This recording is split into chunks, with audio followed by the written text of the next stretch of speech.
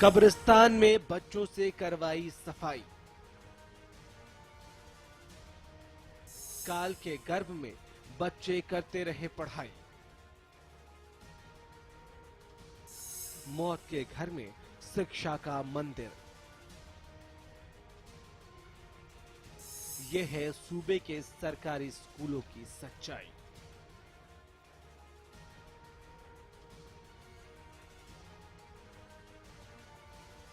ये तस्वीरें सरकार और शिक्षा विभाग को आईना दिखाती हैं, जो सूबे में शिक्षा के क्षेत्र में सुधार के बड़े बड़े दावे करते हैं। लेकिन हकीकत क्या है, आप खुद इन तस्वीरों में देख लीजिए, जहां बच्चे मौत के घर में शिक्षा हासिल कर रहे हैं। ये तस्वीर रोहतक के रैनकपुरा की है, जहां गवर्नमेंट गिर गई। लेकिन आप ये जानकर हैरान हो जाएंगे कि जब इस कमरे की छत गिरी, उससे करीब 10 मिनट पहले ही बच्चे स्कूल से निकले थे। हमने दीवार नहीं बल्कि छत गिरी है और हम इसको ऑफिस के तौर पर यूज कर रहे थे। जगह की कमी के कारण हम इसे ऑफिस के तौर पे यूज कर रहे थे। तो जो ही छुट्टी हुई, उसके तुरंत बाद 10 मिनट के बाद एकदम अचानक छत गिर गई। आपको बता दें कि इस बिल्डिंग को कंडम घोषित किया जा चुका है, लेकिन बावजूद इसके इस मौत के साये में बच्चों को पढ़ाया जा रहा है। वहीं खंड शिक्षा अधिकारी इस हादसे के लिए स्कूल प्रबंधन को जिम्मेदार ठहरा रहे हैं। ये ऑफिस यहाँ के जो प्रिंसिपल हैं, उन्होंने अपने रिस्क पे यहाँ पे तो अपनी खुद की बैठने की जगह बनाई थी और हालांकि इनको कह दिया गया था कि ये बिल्डिंग कंडम है, फिर भी इन्होंने ये रिस्क लिया जो उनके द्वारा नहीं किया जाना चाहिए। अब ये दूसरी तस्वीर देखिए, जहां बच्चों से पढ़ाई की जगह कब्रिस्तान में कटाई करवाई जा रही है। मामला अम्बाला छावनी के सरकारी स्कूल का है, जहां बच्चों से स्वच्छता अभियान के नाम पर कब्रिस्तान में सफाई करवाई गई। जहां बच्चों के हाथ में पेन होना चाहिए, वहां शिक्षकों ने ही उनके हाथ में पेन की जगह कस्सी और पावड़ा थमा दिया। जो हमारी जो स्कूल की एडजस्टमेंट है ना, जैसे सबकी मार्किंग चल रही है, तो जिस स्कूल में जैसे हमारे सर की एडजस्टमेंट है तो वो स्पिरिट में लेके आते हैं और इसमें सफाई में करते हैं। अब शिक्षक साहब की दलील सुनिए।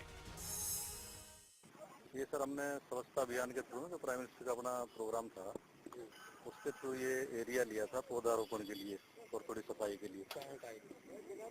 ये अपना शमशान घाट इसका क्रिश्चियन का सिमेट्री का, तो उसके लिए हमने 146 ये अशोक का ट्री लगाए थे।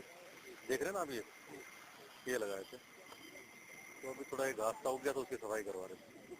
हम बच्चों का ही है ना प्रोग्राम, ये 100 घंटों का प्रोग्राम है। प्राइम मिनिस्टर की तरफ से आया था कि 100 घंटों का स्वच्छता अभियान है, जिसमें प्लांटेशन वगैरह करेंगे, आप सफाई वगैरह करेंगे।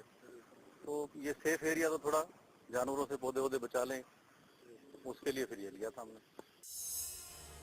वहीं जब इस बाबत आला अधिकारियों से बात की गई तो वो कार्रवाई की बात करते नजर आए। ऐसा तो किसी ने नहीं कहा है, ऐसा किसी ने नहीं कहा कि कब्रिस्तान की सफाई जो है हमारे बच्चे करेंगे। लेकिन सवाल सूबे की शिक्षा व्यवस्था का है। हरियाणा न्यूज के सर्वे में शिक्षा व्यवस्था की पोल खुली तो बीजेपी के तमाम प्रवक्ता शिक्षा के क्षेत्र में सुधार के दावे करने लगे। लेकिन इन तस्वीरों के बारे में सरकार की क्या राय है? Bureau report, Haryana news.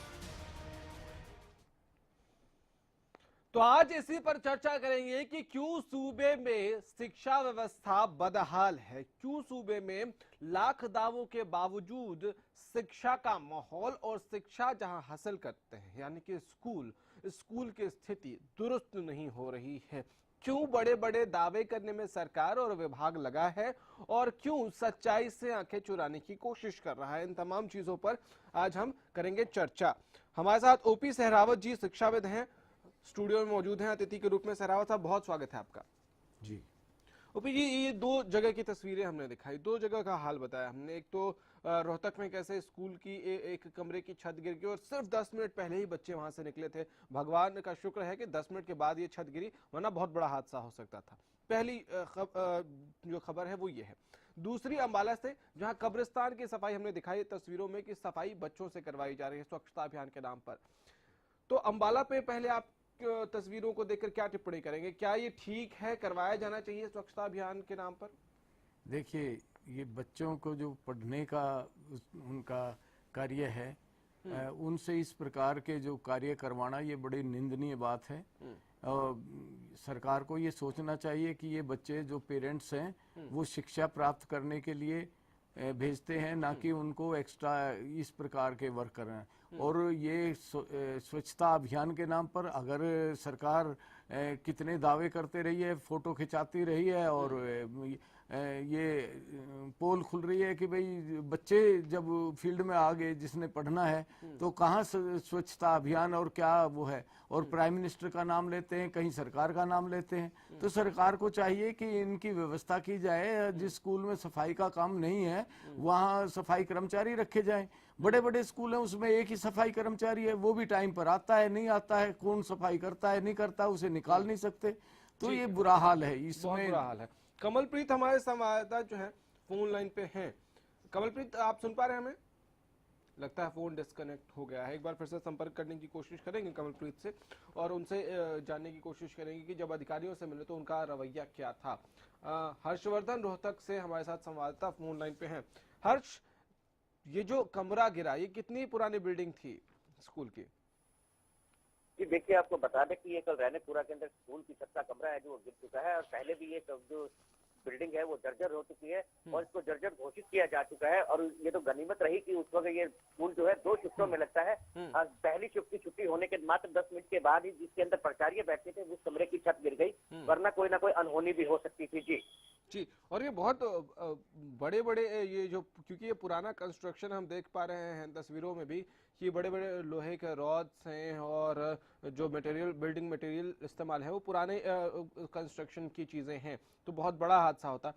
अब इसके लिए किसी को जिम्मेदार ठहराया जा सकता है हर्ष या नहीं? क्योंकि जब बिल्डिंग की स्थिति खराब थी तो वहां क्यों पढ़ाया जा रहा था बच्चों को? देखिए, आपको बताने गौरव, जिस तरीके से कल जो बीओ थे वो मौके के ऊपर पहुंचे थे, जब उनसे बातचीत की गई तो उन्होंने साफ तौर पे ठीकरा जो है स्कूल प्रशासन पर रिपोर्ट डाला। उन्होंने कहा कि ये स्कूल प्रशासन की जिम्मेवारी थी कि उन्हें समय पर सूचित किया जाता, जबकि स्कूल प्रशासन की तरफ से ये कहना है कि पहले भी इस बिल्डिंग का मुआयना हो चुका है और इसको जर्जर भी घोषित किया जा चुका है।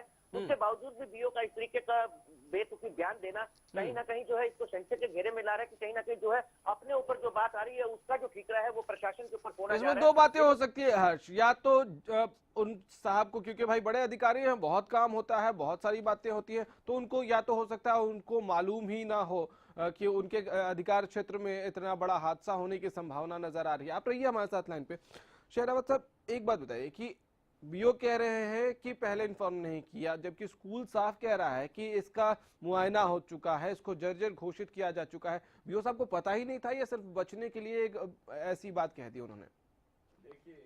ये इनको सब मालूम होता है, सब पता होता है कि कौन सी बिल्डिंग कितनी पुरानी है और किसमें कितने। ये पहले दिन की बात नहीं है कि उनको मालूम नहीं होगा। जब वो चार्ज लेते तो उनको सब अपना मुआयना करते हैं, बिल्डिंग का पता होता है। और ये कहना कि हमें मालूम नहीं था, आप देखिए सेक्टर 4 की बिल्डिंग है, उसमें मैं प्रिंसिपल रहा, मेरे को 13 साल रिटायर हो चुका हूँ, लेकिन आज भी वो कंडेम घोषित की गई है और उसमें आज भी बच्चे बैठे हैं। तो कल को गिर सकती है, किसको नहीं पता कि वो कंडेम है बिल्डिंग, फिर भी उसमें बच्चे बैठा रखे हैं, कौन उसको रोकेगा? मजबूरी होती है स्कूलों की भी। स्कूलों की मजबूरी होती है कि वही स्कूल में आपको जाना है, ऊपर पीडब्ल्यूडी की बिल्डिंग कंडेम घोषित कर दिया, अधिकारियों को मालूम होता है, उसके बावजूद भी स्कूल बंद नहीं करते या बिल्डिंग का कोई अल्टरनेट नहीं करते, तो वे कौन करेगा? ठीक है, कौन करेगा? कमलप्रीत हमारे साथ जुड़े हैं अंबाला से। कमलप्रीत, आपके पास आऊंगा, लेकिन उससे पहले हर्ष, एक बात बताइए कि बीओ साहब जो हैं वो कह तो रहे हैं कि उनको मालूम नहीं था, जानकारी नहीं थी, लेकिन स्कूल के जो लोग हैं क्या उन्होंने रिटर्न शिकायत की थी? देखिए गौरव, आपको बता दें कि जिस तरीके से बीओ का ये कहना कि उन्हें मालूम नहीं था इस बारे में, ये बिल्कुल सरासर गलत है, क्योंकि जो बीओ है उसकी यही कार्य शायद शैली रहती है कि वो समय समय पर स्कूलों का दौरा करते रहे, और इस दौरान उन्होंने स्कूल का दौरा भी किया होगा। लेकिन जिस तरीके से वो कल अपनी बातों से बचते नजर आ रहे थे, तो उससे तो ये साफ तौर पर जाहिर हो रहा है कि उन्हें इस सारे मामले में पता था, लेकिन अपने ऊपर किसी बात को ना देते हुए सारा का सारा ठीकरा जो प्रशासन, स्कूल प्रशासन है, उसके ऊपर छोड़ना चाहते थे। ऐसा कभी नहीं हो सकता कि कोई भी बिल्डिंग जो है उसके जिस तरीके से वो कमजोर घोषित की गई है, उसको कंडम घोषित किया जा चुका है, इस बारे में जिला शिक्षा अधिकारी को ना पता हो या उनके अधीनस्थ अधिकारियों को ना पता हो। अगर उनको इसी चीज का नहीं पता है तो फिर इस कार्यालय में सीट पर बैठने का उनका फायदा क्या है? जी, तो अब कोई कार्रवाई होती नजर आ रही है? किसी की जवाबदेही, जिम्मेदारी तय की जा रही है इस पूरे मामले में? देखिए, अभी तक तो जो जिला शिक्षा अधिकारी कार्यालय की तरफ से किसी प्रकार की कोई जिम्मेवारी नहीं ली गई है, लेकिन अगर कहीं ना कहीं ये हादसा अगर दर्दनाक हो जाता तो उसके बाद कहीं ना कहीं जो है सरकार भी एक्शन लेती और सरकार भी इस मामले को देखरेख के लिए कहीं ना कहीं एक कमेटी गठित कर देती। फिलहाल जो हर बार की तरह देखा जाए तो जिस तरीके से स्कूलों की बिल्डिंग गिरी है, आगे भी भविष्य में काफी स्कूल ऐसे हैं रोहतक के अंदर जिनकी बिल्डिंग जो है वो जर्जर हो चुकी है, लेकिन किसी भी अधिकारी ने इसकी ओर ध्यान नहीं दे रहा। जी, विधायक ने अब तक इसमें कुछ कहा? क्योंकि आजकल बहुत एक्टिव नजर आ रहे हैं विधायक साहब रोहतक से, और बहुत सारे फंक्शंस में सीएम के साथ, बाकी मंत्रियों के साथ वो नजर आते हैं फीता काटते हुए, ताली बजवाते हुए, तो उनका रिएक्शन अब तक आया इस पर? देखिए, विधायक की बात की जाए तो विधायक जो है कल सुबह से ही जो है वो चंडीगढ़ जा चुके हैं, और उनसे इस मामले संपर्क भी करने की कोशिश की गई थी, लेकिन ये पता लगा कि वो चंडीगढ़ जो है इस बारे में उनकी प्रतिक्रिया नहीं आ सकी। जी चलिए, आप हमारे साथ रहिए। स्कूलों के इस जर्जर हालत पर और स्कूलों की इस कार्यशैली पर हम चर्चा आगे बढ़ाएंगे, लेकिन एक और तस्वीर आई थी अंबाला से। कमलप्रीत हमारे संवाददाता हैं हमारे साथ। कमल, अब तक क्या इस बारे में कोई कार्रवाई हुई? किसी ने कोई एक्शन लिया कि भाई बच्चों से क्यों इस तरह से काम करवाया गया कब्रिस्तान में? देखिए, बिल्कुल जिस समय हमारी टीम जो है कब्रिस्तान पहुंची है, बच्चे तस्वीरों में साफ देखे जा सकते हैं कि किस तरीका से कब्रिस्तान में जो है लंबी लंबी झाड़ियों में इन बच्चों को उतार दिया गया। वहां पर कोई जहरीले सांप या बिच्छू भी हो सकते थे, और जब वहां पर मौजूद हमने इनके टीचर से बात करने की कोशिश की तो उन्होंने मोदी के स्वच्छता अभियान का झूठा सहारा लिया और साफ तौर पर कहा कि ये 100 घंटे की एक स्कीम है जिसके तहत हम इन लोगों से सफाई करा रहे हैं। और इस पूरे मुद्दे के बाद जब हम शिक्षा अधिकारी के पास पहुंचे तो उन्होंने भी जो है पल्ला झाड़ते हुए साफ कहा कि इस तरीके की कोई भी हिदायत जो है ना तो वो स्कूलों को दी गई है, ना इस स्कूल के प्रिंसिपल जो है वो इस तरीके से सफाई करवा सकते हैं। और उन्होंने जो है तुरंत मौके पर ही जो है वो फोन पर संपर्क साधा प्रिंसिपल से और उन्हें एक्सप्लेनेशन देने की हिदायत दी कि आखिर क्यों उन्होंने बच्चों से कब्रिस्तान की सफाई करवाई।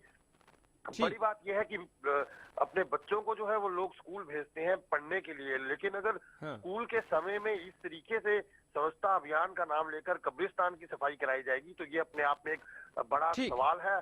शिक्षा बहुत बड़ा सवाल है। शिक्षा नीतियों पर भी सवाल उठते रहे हैं, शिक्षा के जो स्थिति है हरियाणा में उस पर भी सवाल उठते रहे। आप हमारे साथ रहिए लाइन पे। शेरावत साहब, ये स्वच्छता अभियान के नाम पर बच्चों से कब्रिस्तान में सफाई करवाना कितना जायज है?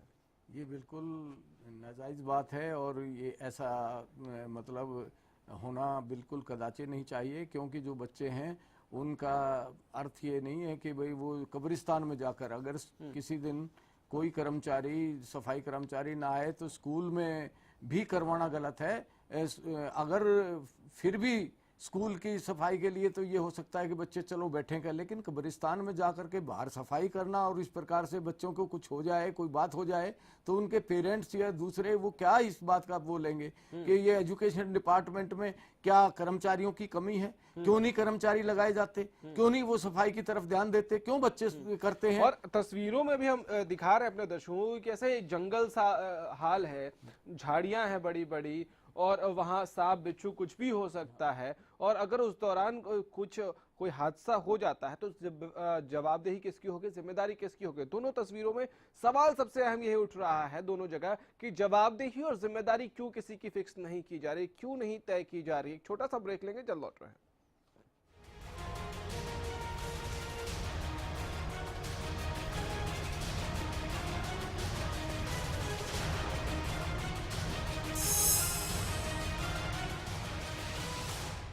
क्या आपका पशु बार बार फूल दिखाता है और बार बार फिर रहा है इसका मतलब है कि उसका गर्भाशय कमजोर है। इसके लिए अपने पशु को दें गोधन आयुर्वेदिक औषधि, जिसमें है अबरक, लौह व वंग भस्म, जो दे आपके पशु के गर्भाशय को ताकत, जिससे पशु में फूल या पाछा दिखाने की समस्या दूर होती है और पशु स्वस्थ बच्चे को जन्म देता है। गोधन का पूरा कोर्स, एक विश्वसनीय औषधि। हरियाणा 1 वर्ष सर्वत्र हर्ष।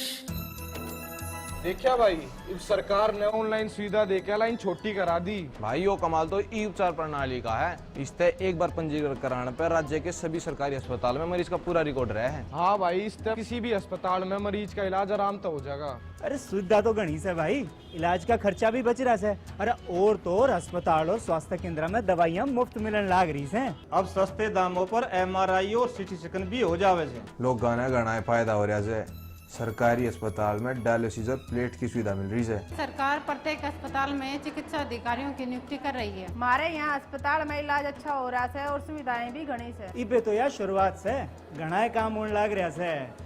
कल्पना चावला के नाम पे मेडिकल यूनिवर्सिटी बन रही है। हाँ, ये सरकार तो घना काम कर रही है भाई।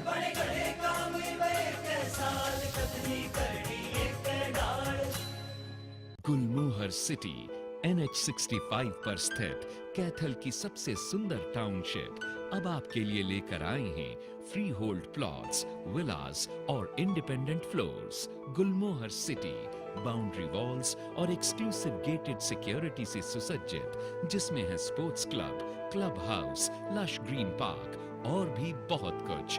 तो बेहतर लाइफस्टाइल के लिए Gulmohar city, the city of joy in Kaithal. सरकारी नौकरी मिलती नहीं या आप लेते नहीं। बेरोजगार रहने के 2 कारण हैं, या तो आप कोशिश नहीं कर रहे या आपकी दिशा गलत है। सरकारी नौकरी कैसे पाई जा सकती है, देखिए हमारा खास कार्यक्रम कैसे पाएं सरकारी नौकरी, हर रोज दोपहर 2:30 बजे।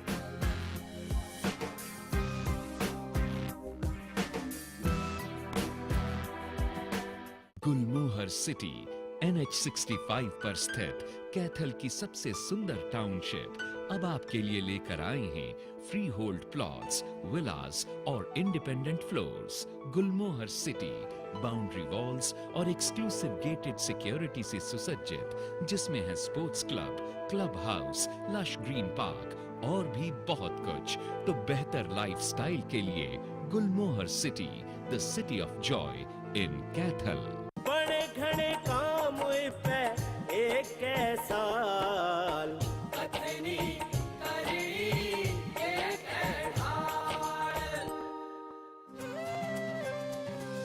खेल नीति में हरियाणा का सबसे ऊपर नाम, पदक विजेताओं को देती है सरकार इनाम। कॉमनवेल्थ एशियन खेलों में मिले खूब इनाम, खोल दिए सरकारी खजाने खिलाड़ियों के नाम।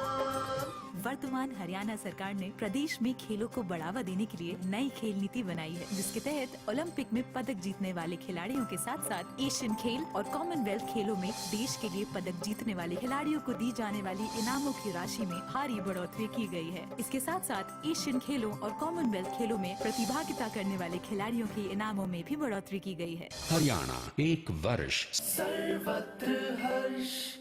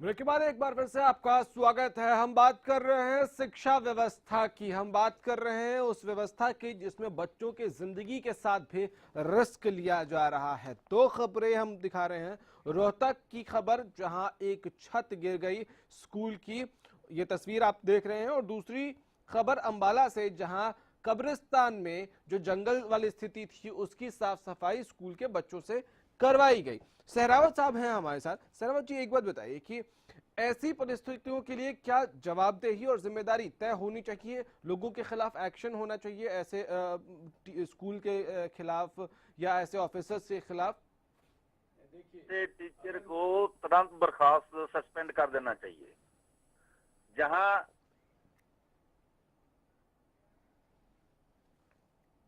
देखिए, सफाई कर्मचारियों की जहाँ तक बात है, उनकी संख्या निश्चित करके उनके काम को चेक किया जाना चाहिए, और जो स्कूल्स हैं और जो उनके ऊपर अधिकारी हैं उनको ये सूचना भेजी जाती है। जब कोई एक्शन नहीं होता है तो उससे उच्च अधिकारी को सूचना भेजी जाती है। क्या सरकार और उससे नीचे एडमिनिस्ट्रेशन बिल्कुल सुन्न हो गया है कि जिसके ऊपर कोई असर हो नहीं पाता है? क्या कारण है? ये बच्चों की जान जो है उसके बारे में सोचा नहीं जाता। इधर तो शिक्षा के बड़े बड़े वायदे किए जाते हैं, इस प्रकार से बच्चों का। सूरज मल जी हमारे साथ अंबाला के मेयर फोन लाइन पे हैं। सूरज जी, स्वागत है आपका जी। एक बात बताइए कि अंबाला में कब्रिस्तान की सफाई करवाई गई बच्चों से, और जंगल वाली स्थिति है, वहां सांप बिच्छू कुछ भी हो सकता है, कुछ भी काट सकता था। अगर ऐसा कोई हादसा हो जाता, कौन जवाबदेह होता है इसके लिए? खबर दिखी और बहुत ही मन को धक्का लगा। जिन बच्चों के हाथ में कॉपी किताब होनी चाहिए उन बच्चों से कब्रिस्तान की सफाई कराई जा रही है। और टीचर से पूछने के बाद वो कहते हैं प्राइम मिनिस्टर से स्वच्छता अभियान का ये हिस्सा है। प्राइम मिनिस्टर स्वच्छता अभियान वाले ये भी बोलते कि आप बच्चों से शमशान घाट की जाके वहाँ सफाई करवाई जाए। सूरज जी, किसी के खिलाफ कोई कार्रवाई हुई अब तक करने के लिए? जी, और भी बहुत जगह सफाई करने। टीचर क्यों नहीं सफाई अभियान में भाग लेते? सूरज जी, मैं ये पूछ रहा हूँ, क्या कोई कार्रवाई होगी ऐसे लोगों के खिलाफ? उनसे जाके शमशान घाट में सफाई करवाई जाती है। एक बहुत ही निंदनीय बात है, बहुत ही शर्मनाक घटना है। कार्रवाई होगी सर? आप मेयर हैं, आप अपनी तरफ से कोई स्टेप लेंगे? बिल्कुल बिल्कुल लेंगे। कब लेंगे सर? प्रिंसिपल को भी जाके में लेंगे कि ऐसा नहीं होना चाहिए आगे से। कब सर? हुआ गलत हुआ, और जो टीचर है उसके खिलाफ कब होगा ये? कब होगा ये? खिलाफ सख्त एक्शन होना चाहिए। कब होगा ये? आज ही प्रिंसिपल साहब से मिलूंगा। चलिए, उम्मीद करेंगे कि आप मिले तो जवाबदेही भी किसी की तय हो और ये पूछा जाए उनसे कि किसके परमिशन से ये हुआ। बहुत बहुत शुक्रिया आपका। सहरावत जी, अब ये कह रहे हैं कि प्रिंसिपल से जाके मिलेंगे, ये मेयर हैं, ठीक है मिलेंगे, लेकिन ऐसे और कई सवाल हैं जिनके जवाब मिल नहीं पाते। रोहतक वाली घटना को देख लीजिए, अधिकारी कह रहे हैं कि हमें तो मालूम ही नहीं था। मैं ये कहता हूं कि अधिकारियों को मालूम है फिर भी कुछ नहीं कर सकते। 4-7 सेक्टर का उदाहरण दे रहा हूं, 15 साल से। आप माफी चाहूंगा, आपको रोक रहा हूं। जिला शिक्षा अधिकारी जिले सिंह हमारे साथ फोन लाइन पर। सर, स्वागत है आपका। सिंह साहब, सुन पा रहे हैं आप हमें? हाँ, सुन रहा हूँ। ये जो रोहतक में घटना हुई उसके लिए जिम्मेदार कौन है? तो रोहतक की मैं क्या बता सकता हूँ, मैं तो अंबाला में हूँ। ठीक है, मैं समझ रहा हूँ आप अंबाला से, लेकिन मैं पहले पूछ रहा हूँ, रोहतक में एक कमरा जो है वो गिर गया, आप क्या कहेंगे इस पे? किसकी जिम्मेदारी होती है वैसे? देखिए, रोहतक के विषय में कोई टिप्पणी मैं नहीं करना चाहूंगा। चलिए, अंबाला के विषय में टिप्पणी कर दीजिए। बताइए कि ये जो कब्रिस्तान की सफाई बच्चों ने की है, ये किसकी परमिशन से हुआ? ऐसा है, ये जो है हमने प्रिंसिपल का एक्सप्लेनेशन कॉल कर लिया है। हाँ, उसका जवाब आएगा तब उचित कार्रवाई करेंगे। उचित कार्रवाई होगी? जी हाँ। ये आश्वासन दे रहे हैं आप? जी जी। चलिए, फिर तो बहुत बहुत शुक्रिया आपका, बहुत बहुत शुक्रिया आपका। उम्मीद करेंगे कि आप जो कह रहे हैं वो कार्रवाई होगी। सहरावत जी, बहुत बहुत शुक्रिया आपका भी हमारे साथ आने के लिए, स्टूडियो में अपनी बातें साझा करने के लिए। तो ये हालात हैं और ये तस्वीरें कई सवाल और उठाती हैं कि आखिर ऐसे हादसे हो जाने के बाद क्या अब भी शिक्षा विभाग की आंखें खुलेंगी या शिक्षा विभाग अभी सोता रहेगा?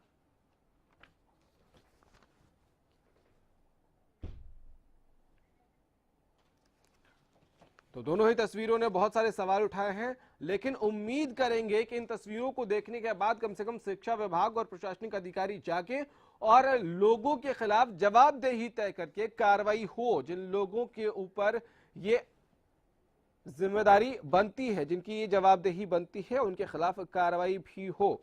रोहतक के केस में अगर आप देखिए कि 10 मिनट का फर्क है सिर्फ, जब ये छत गिरी और जब बच्चे वहां थे, सिर्फ 10 मिनट का ये गैप था, वरना कोई बड़ा हादसा हो सकता था। ऐसे में अब तय करने की जरूरत है कि ये किसकी गलती थी और इसमें किसके खिलाफ कार्रवाई होगी। फिलहाल इतना ही, इजाजत दीजिए, नमस्कार।